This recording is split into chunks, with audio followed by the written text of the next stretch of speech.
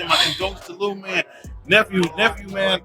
We were just on Family Feud together, all of us. Lil Jon's 27-year-old son ran out of his Georgia home barefoot and disoriented at 6 in the morning. No phone, no keys, nothing. 3 days later, divers pulled his body from a pond. Headlines screamed it was caught on camera. But what really happened is far worse. The morning everything went left. Real talk, on the morning of February 3rd, 2026. We're talking about 6 in the morning, barely even daylight outside. The kind of hour where the whole neighborhood is still knocked out and the only sounds you hear are maybe a dog barking 3 blocks over. In the quiet, well-manicured suburb of Milton, Georgia, about 30 miles north of the ATL, a 27-year-old man ran straight out of his own front door and dipped into the darkness like something was chasing him that nobody else could see. No phone on him, no wallet, no keys, no shoes possibly, not a single personal item on his body. Nothing that would suggest this man had any plan whatsoever to come back through that door. Nathan Murray Smith, the only son of legendary crunk pioneer and Grammy-winning producer Lil Jon, was last seen running on foot near the intersection of Baldwin Drive and Mayfield Road, and from that point on, bro went completely ghost. Nobody could reach him. Nobody could track him. Nobody could ping his location because he didn't have a device on him to ping. It was like he just stepped out of his own life and vanished into the Georgia cold. The Milton Police Department dropped a missing persons alert almost immediately, describing Nathan as possibly disoriented and in need of assistance,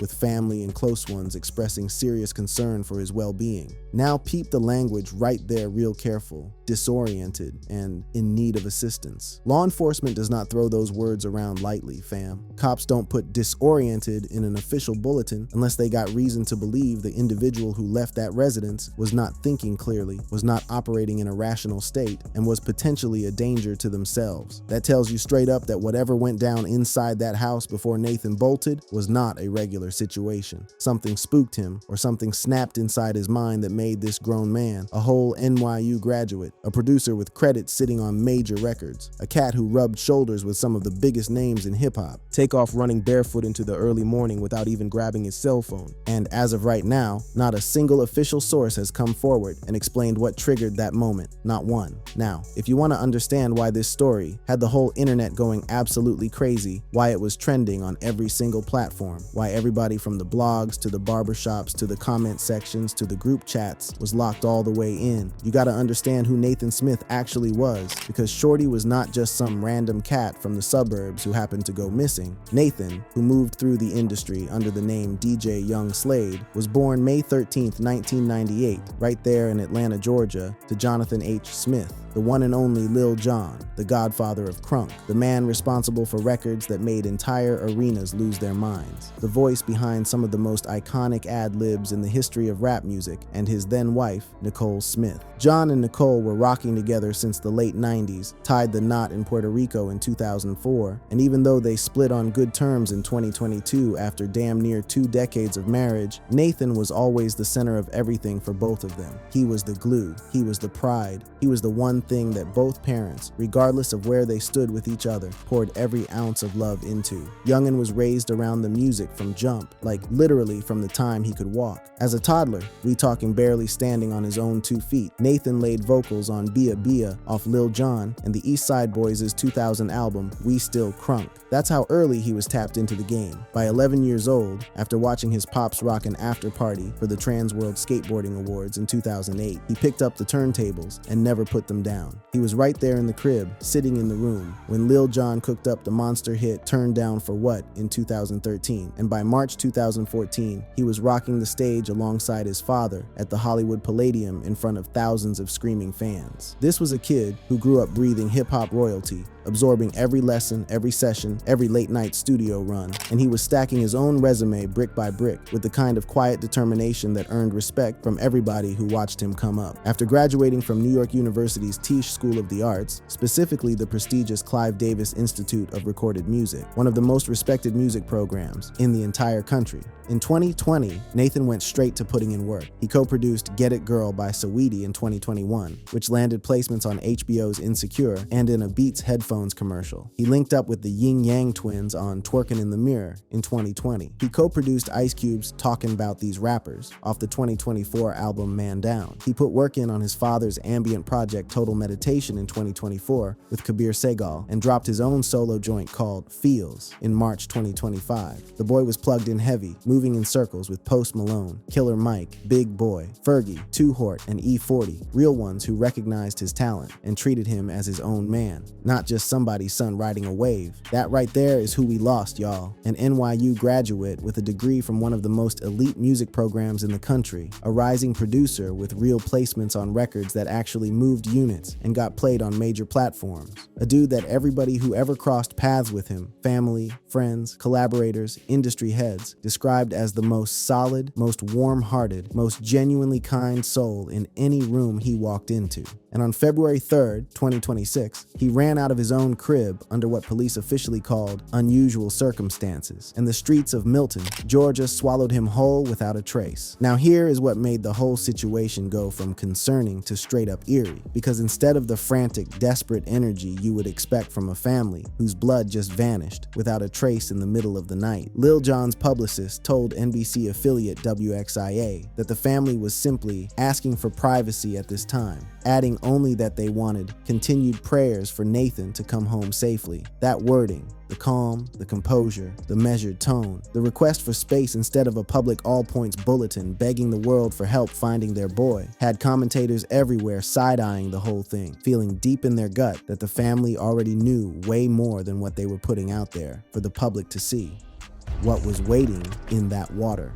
For 3 straight days, February 3rd through February 5th, 2026, the Milton Police Department went all out, linking up with multiple partner agencies, deploying ground crews and K-9 units to sweep every square inch of the area surrounding Nathan's residence. The search locked in on the neighborhoods around Mayfield Park and Baldwin Drive, working outward methodically from the last confirmed spot Nathan had been clocked running on foot. Every trail got walked, every yard got checked, every ditch and tree line got swept with the kind of urgency you only see when the person they are looking for is connected to a name the whole country recognizes. And day after day, those teams came back empty-handed. No sightings whatsoever, no phone pings because he had no phone on him, no card swipes because he had no wallet, no surveillance camera catches, no neighbor doorbell footage worth following up on, nothing. It was like bro straight up evaporated within a mile of his own front porch and left no evidence behind that he ever walked those streets at all. The media coverage during those 3 days was absolutely relentless. Local outlets, including Rough Draft Atlanta, reported an active police situation developing at Mayfield Park, and the story jumped from the local blogs to national headlines through TMZ, NBC, and CNN faster than anybody in Lil Jon's camp could get ahead of it. The whole hip-hop community was tapped in, refreshing their feeds every few minutes, waiting on any kind of positive development, and the raw, unfiltered reactions from folks who understood the weight of that situation as parents themselves hit different. I have sons, and I can only imagine what Lil Jon is going through. No matter if my son's 30-something, my daughter's 30-something, they still our babies. That's just the way we look at it. Even though we grown and older, and we still look at them as our babies, no matter what, grown or not, they our children. So I can only imagine Lil Jon going through it, trying to understand, man, what happened to my son? That energy right there, that raw parental fear, was being felt by millions of people watching this unfold in real time, because it don't matter how old your kid gets. It don't matter if they 27 or 47. When your child goes missing, you revert back to that primal place where nothing else in the world matters except finding them and bringing them home safe. Then on February 6, 2026, the search teams made the call that changed everything and turned this whole story from a missing persons case into a full-blown tragedy. After coming up completely empty on the ground search, investigators made the decision to widen the operation to include a pond in Mayfield Park, sitting dangerously close to Nathan's home. Divers from the Cherokee County Fire Department suited up and went into that dark, cold water, and at exactly 11:53 a.m. on that Thursday morning, they found what everybody had been praying they wouldn't find. They pulled a body from beneath the the surface of that pond. Police stated they believed the body to be that of Nathan Smith, pending official confirmation from the Fulton County Medical Examiner's office. The news slammed across the airwaves in real time, and it was a wrap from there. Every outlet, every blog, every timeline was flooded. That afternoon, the Fulton County Medical Examiner's office officially confirmed that the body recovered from the pond was indeed Nathan Murray Smith. The cause and manner of death still undetermined, with an autopsy reportedly scheduled for February 9, 2026. Investigators kept hammering the same point over and over: no indication of foul play whatsoever, treating the whole situation as potentially accidental, most likely drowning, based on the location of the body and the fact that Nathan was reportedly not in his right state of mind when he dipped from the crib that morning. But even with that assessment, the Milton PD's Criminal Investigations Division kept the case officially open and active until every single lead could be run down to its end and the medical examiner's full report was finalized. Standard procedure, they said, but it left the door cracked just enough for the internet to kick it wide open with theories. Just hours after the confirmation hit, Lil Jon and Nicole Smith dropped the statement that shook the entire internet to its core. Posted directly to Lil Jon's Instagram, the joint message from both parents read, "I am extremely heartbroken for the tragic loss of our son, Nathan Smith. His mother and I are devastated. Nathan was the kindest human being you would ever meet. He was immensely caring, thoughtful, polite, passionate, and warm-hearted. He loved his family and the friends in his life to the fullest. He was an amazingly talented young man, a music producer, an artist, an engineer, and a graduate of NYU. We love Nathan with all of our hearts and are incredibly proud of him. He was loved and appreciated. And in our last times together, we're comforted in knowing that we expressed that very sentiment to him. We appreciate the outpouring of love, support, and prayers from everyone during this unimaginably difficult time. We ask that you continue to respect our privacy as we mourn and grieve the loss of our son." Now peep that one line real careful. In our last times together, we're comforted in knowing that we expressed that very sentiment to him. That part right there had folks all over the internet reading between every single line, convinced that the family had been aware for a minute, maybe weeks, maybe months, maybe longer, that Nathan was going through something heavy, something dark, something that made those final conversations feel like they might be the last ones they would ever have. And the police made it crystal clear that the lid was staying on tight until every question had an official answer. The coverage from the major outlets, USA Today, CNN, The New York Times, The Guardian, stayed measured and responsible, sticking strictly to confirmed facts and official statements. The entertainment blogs, TMZ, Rolling Stone, framed the story around Lil Jon's legacy and the absolute devastation of a father losing his only son. BT and The Fader ran tribute pieces highlighting Nathan's promising career and the talent that was taken way too soon. But out in the wild streets of social media, where nobody has an editor and everybody has an opinion, the speculation was already spinning out of control into territory way darker than anybody could have anticipated. And that brings us to the part of this story that every single one of y'all actually clicked on this joint to hear about. The cap that broke the internet. Straight up and no chaser. Within hours of the news dropping that Nathan Smith's body had been pulled out of that Georgia pond, something foul started spreading across every single corner of the internet like a virus with no cure. On Facebook, on TikTok, all across X, and all over YouTube, random accounts and clout-chasing pages started pushing posts and videos with headlines screaming, "Captured on CCTV," and "The camera recorded it." All of them claiming that Lil Jon's son had been killed on camera for the whole entire world to witness. These posts racked up millions upon millions of views within hours. They got shared and reshared hundreds of thousands of times by people who never bothered to click past the thumbnail. And every last one of them, every single post, every single video, every single share was cap. Straight up, manufactured, no truth to it whatsoever misinformation, designed specifically to exploit a grieving family's absolute worst nightmare for nothing more than clicks, views, and ad revenue. Thorough and exhaustive searches for any video, camera footage, CCTV recording, body cam footage, security camera capture, or eyewitness recording connected to Nathan Smith's death came back with absolutely nothing. Not one frame, not one clip, not 1 second, not one pixel of footage capturing the actual incident exists anywhere on this planet. Not in any police file, not in any media archive, not on any platform, not behind any paywall, not on any underground site, nowhere. The headlines claiming otherwise are pure, uncut clickbait, cooked up in some basement or content farm, specifically to capitalize on the emotional devastation surrounding a celebrity death, and bait millions of unsuspecting people into tapping on content that delivers absolutely nothing except repackaged news reports and baseless speculation wrapped in a misleading thumbnail with a shocked face plastered on it. The only video content that actually exists out there related to this case is standard, run-of-the-mill news coverage, helicopter shots and ground camera footage from outlets like Fox 5 Atlanta and 11 Alive showing the pond area, the dive teams going into the water, and the police perimeter set up around the recovery scene during the operation. That is reporters doing their job the way reporters are supposed to do their job. That is not footage of anybody losing their life. Lil Jon's Instagram post announcing his son's death was text only, with absolutely no video attached to it. The resurfaced 2025 interview clip of Nathan chopping it up about what it was like having Lil Jon as his pops, which made the rounds on TMZ and YouTube after the news of his passing broke, was recorded almost a full year before his death occurred, and has absolutely zero connection to the events that unfolded in Milton, Georgia in February 2026. Every so-called breaking news clip floating around on YouTube and TikTok claiming to reveal something new or show something the mainstream media won't is just the same exact information that legitimate news organizations already reported, flipped with a wild thumbnail, a bogus title designed to trigger your curiosity, and enough dramatic music underneath it to make you think you're about to see something you shouldn't. So if there was no camera, no footage, no CCTV, no body cam, and absolutely no evidence of foul play,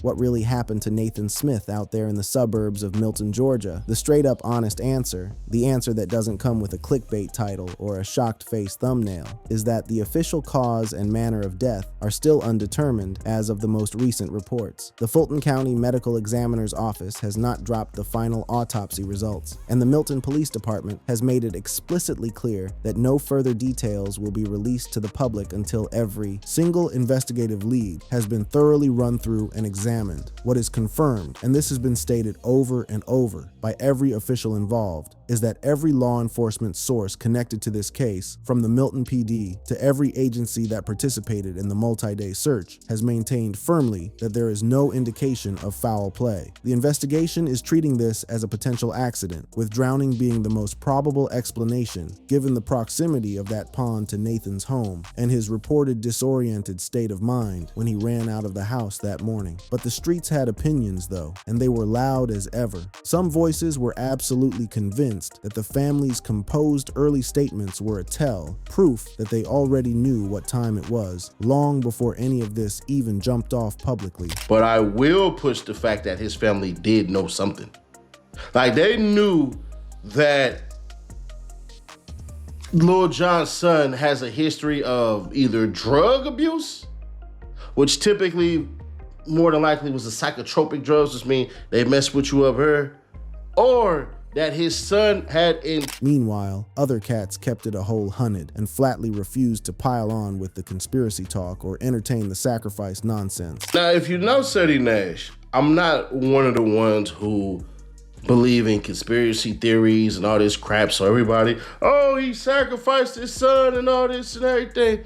I don't know about any of that crap or anything. So, but regardless of what anybody out there on the internet is speculating about, what absolutely cannot be denied is that Nathan Murray Smith left behind a legacy that goes way, way beyond the circumstances of how he passed. Youngin appeared on MTV's Family Legacy Season 2, which premiered March 25th, 2025, where he spoke openly and proudly about his relationship with his pops and pushed his own solo work to a national audience. He and the whole family pulled up on Celebrity Family Feud and reportedly made history as a squad. He showed up to the 2019 Pencils of Promise Gala with both his parents, representing his family with the kind of class and warmth that people remembered long after the event was over. He was at One Music Fest 2025, doing what he loved. He was building something legitimate, something that stood tall on its own merits outside his father's massive shadow, and every single person who ever worked with him in the studio kicked it with him at an event or just shared a conversation over a meal said the exact same thing. That boy was kind, that boy was talented, that boy was genuine down to his core, and that boy had a heart of absolute gold. Nathan also had a little half-sister, Nahara, born in 2024 to Lil Jon and his partner Jamila Sozada, a baby girl who is going to grow up hearing stories about the big brother she barely got the chance to know. The big brother who would have shown her the ropes, played her his beats, and made her feel like the most special little girl in the world. And that right there, fam,